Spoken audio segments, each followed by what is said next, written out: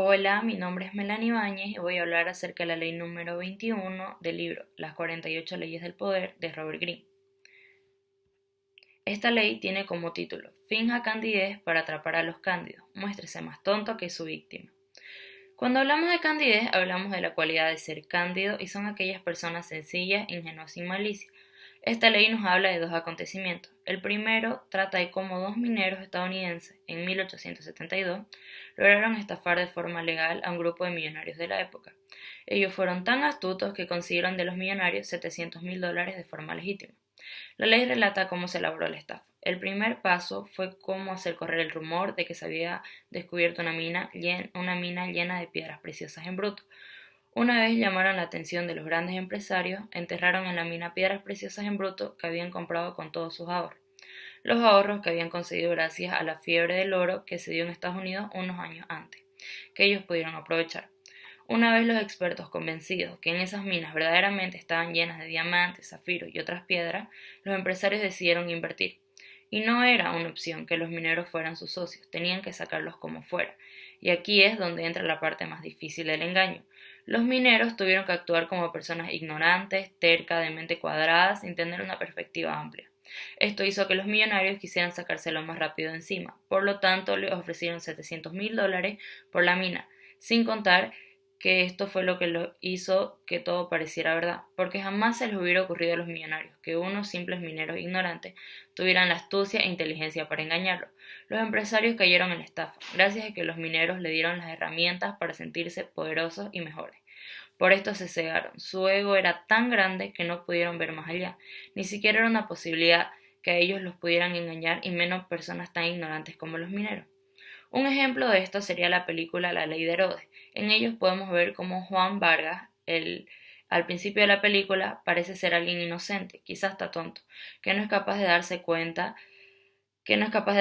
que su superior lo manipula y lo usa. Cuando a lo largo de la película podemos ver cómo Juan Vargas revela su verdadera personalidad, su astucia de manipular a todos para su conveniencia y cuando es encontrado por su superior finge que él era inocente, como que da a entender que él no era lo suficientemente inteligente como para hacer, pensar y calcular todo lo que hizo. El segundo acontecimiento es la historia de cómo en 1865 el canciller de Prusia, Otto von Bismarck, logró que el negociador austriaco, el conde de Blom, firmara un acuerdo que solo favorecía los intereses de Prusia y para nada los de Austria. Esto se dio gracias a la inteligencia del canciller de Prusia. Era de conocimiento general que el conde Blum jugaba naipes, en especial el juego 15, y decía que él era capaz de juzgar el carácter de un hombre por la forma en que éste jugaba. La noche anterior a las negociaciones, el canciller le propuso de forma inocente jugar. Esa noche el canciller jugó de forma tan audaz que todos quedaron impresionados.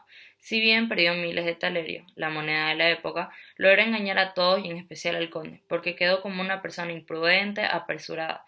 Y aparte de eso, el canciller se hizo el tonto, diciendo cosas ridículas y haciéndose pasar por atolondrado.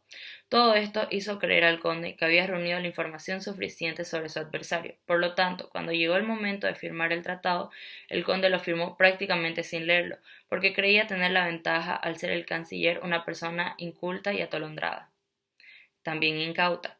Cuando la tinta de la firma se hubo secado, el canciller exclamó triunfante: «Bien, nunca hubiera creído que encontraría un diplomático austriaco dispuesto a firmar semejante documento».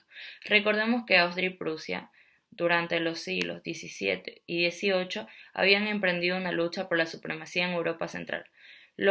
Localmente la rivalidad se la conocía como dualismo alemán y esta rivalidad se vio caracterizada por grandes conflictos territoriales, con tensiones económicas, culturales y políticas por el liderazgo soberano de los pueblos de habla alemana. En esta ley podemos ver dos sesgos cognitivos. El primer sesgo es efecto de encuadre, que es la tendencia a extraer diferentes conclusiones dependiendo de cómo se presentan los datos. Es decir, si tanto los mineros como el canciller hubieran dado señal de mayor inteligencia y astucia, las conclusiones de los millonarios y el conde habrían sido diferentes. El segundo efecto es el de la primera impresión. Al parecer tanto los mineros como el conde, en una primera impresión tontos, ingenuos, hasta inocentes, ese concepto se volvió una realidad para los millonarios y el conde. La primera impresión fue suficiente para caer en la trampa. La ley no solo habla de hacerles creer a los demás que somos menos inteligentes que ellos para obtener algo, sino también de parecer menos sofisticados. En la escala de la vanidad, el buen gusto y la sofisticación se ubican muy cerca de la inteligencia. Por tanto, es también algo muy importante para tomar en cuenta. Podemos ver que en el libro Planilandia se ve esto. Los seres se veían confundidos, molestos e incómodos cuando llegaba a un ser superior, más inteligente, con más sofisticación, con más dimensiones, es decir, mejores.